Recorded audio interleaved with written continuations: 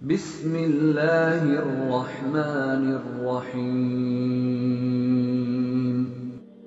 سورہ البقرہ کی 30ویں آیت میں رب تعالیٰ بتلاتے ہیں کہ اس نے فرشتوں کو اس بات کی خبر دی کہ وہ زمین میں آدم کو اپنا خلیفہ بنا رہے ہیں۔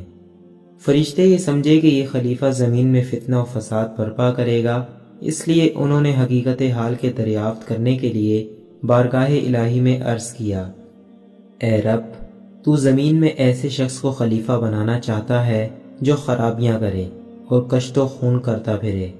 ہم تیری تعریف کے ساتھ تیری تسبیح و تقدیس کرتے رہتے ہیں۔ تو اللہ تعالیٰ نے جواب میں یہ ارشاد فرمایا کہ جو باتیں میں جانتا ہوں وہ تم نہیں جانتے۔ اللہ تعالیٰ نے حضرت آدم علیہ السلام کو مٹی سے بنایا، اس بنا پر آپ کا نام آدم ہے، کیونکہ آدم کو عدیم ارض سے پیدا کیا گیا، جیسا کہ سعید بن جبیر سے مروی ہے، اور عدیم الارض زمین کی اوپر کی سطح کو کہتے ہیں۔ نبی کریم صلی اللہ علیہ وسلم کا ارشاد ہے کہ اللہ تعالیٰ نے حضرت آدم علیہ السلام کو مٹی کی ایسی مٹھی سے بنایا جس کو زمین کی سب سطحوں سے لیا گیا تھا، اس لیے ہر جگہ کی مٹی کے اعتبار سے اولاد آدم میں سے کوئی سفید ہے، کوئی سرخ ہے، کوئی کالا ہے اور کوئی درمیانے رنگ کا، کوئی خبیث ہے تو کوئی پاک فطرت، کوئی نرم ہے تو کوئی سخت، کوئی درمیانی طبیعت کا کہ نہ سخت اور نہ نرم۔ یہی مطلب ہے اللہ کے اس قول کا، وہی اللہ ہے جس نے تمہیں مٹی سے پیدا کیا۔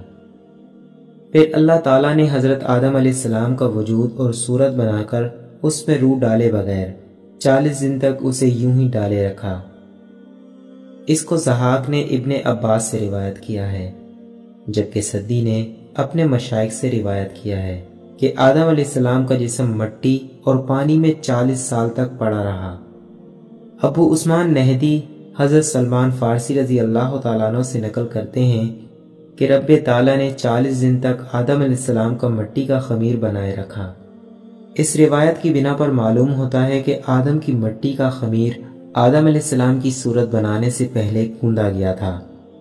مسند احمد وغیرہ میں ہے کہ آدم علیہ السلام کو بروز جمعہ بنایا گیا، چنانچہ ایک حدیث میں آتا ہے کہ جمعے کا دن تمام دنوں کا سردار اور اللہ کے نزدیک عید فطر اور عید قربان کے دن سے بھی زیادہ عزت والا ہے۔ اس کی 5 خوبیاں ہیں۔ اسی دن آدم علیہ السلام پیدا ہوئے، اسی دن وہ جنت سے زمین پر اتارے گئے، اسی دن ان کی وفات ہوئی۔ اس دن میں ایک گھڑی ایسی ہے جس میں بندہ اللہ سے جو بھی مانگتا ہے اللہ اسے وہ عطا فرماتے ہیں، سوائے حرام چیز کے سوال کے۔ اور اسی دن قیامت برپا ہوگی، اور زمین و آسمان میں جو بھی مقرب فرشتے ہیں اور ہوائیں اور پہاڑ اور سمندر سب اس دن استغفار کرتے ہیں۔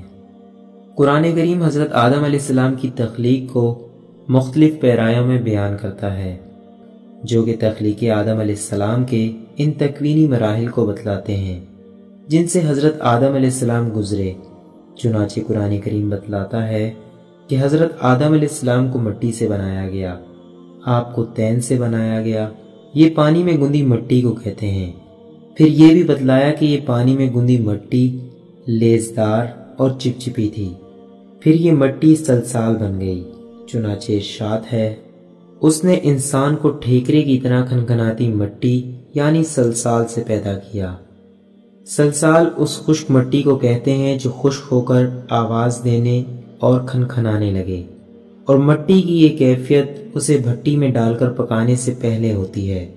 جب مٹی بھٹی میں پکا کر سرخ کر لی جائے تو اسے فخار یعنی ٹھیکری کہتے ہیں، یعنی معنوی تفسیر تبری میں بھی بیان کی گئی ہے۔ علامہ ابن جریر لکھتے ہیں، چونکہ انسان کی مٹی کو آگ میں پکا کر فخار نہ بنایا گیا تھا، اس لیے اللہ تعالیٰ نے تخلیق آدم علیہ السلام کے ذکر میں بتلایا کہ آدم علیہ السلام کی مٹی سلسال کی حد تک پہنچی تھی، جو آواز تو دیتی تھی مگر اسے آگ میں پکا کر فخار نہ بنایا گیا تھا۔ اس لیے یہ مٹی کھنکھنانے اور آواز دینے میں تو فخار کی طرح تھی، نہ کہ آگ میں پکائے جانے میں فخار کی طرح تھی۔ پھر اللہ تعالیٰ نے انسان کی تخلیق کو پورا کیا، اس میں روح پھونکی تو اس میں زندگی دوڑنے لگی۔ چنانچہ ارشاد ہے، جب میں اس کو پورا کر لوں اور اس میں اپنی روح پھونک دوں سدی نقل کرتے ہیں کہ جب اللہ تعالیٰ نے آدم علیہ السلام میں روح کو داخل کرنا چاہا تو روح ان کے سر سے داخل ہوئی، جس سے آپ کو چھینک آئی۔ فرشتوں نے کہا الحمدللہ کہیے، تو آپ نے الحمدللہ کہا۔ اللہ تعالیٰ نے اس کے جواب میں یرحمک اللہ کہا، اللہ آپ پر رحم کرے۔ پھر روح آپ کی آنکھوں میں داخل ہوئی تو آپ کو جنت کے پھل نظر آنے لگے۔ جب پیٹ میں داخل ہوئی تو بھوک جاگ اٹھی، اور ابھی پیروں میں روح پہنچی نہ تھی کہ جنت کے میووں کی طرف لپکنا چاہا۔ اسی بات کو اللہ تعالیٰ نے ان الفاظ میں بیان کیا ہے۔ انسان کچھ ایسا جلد باز ہے کہ گویا جلد بازی ہی سے بنایا گیا ہے۔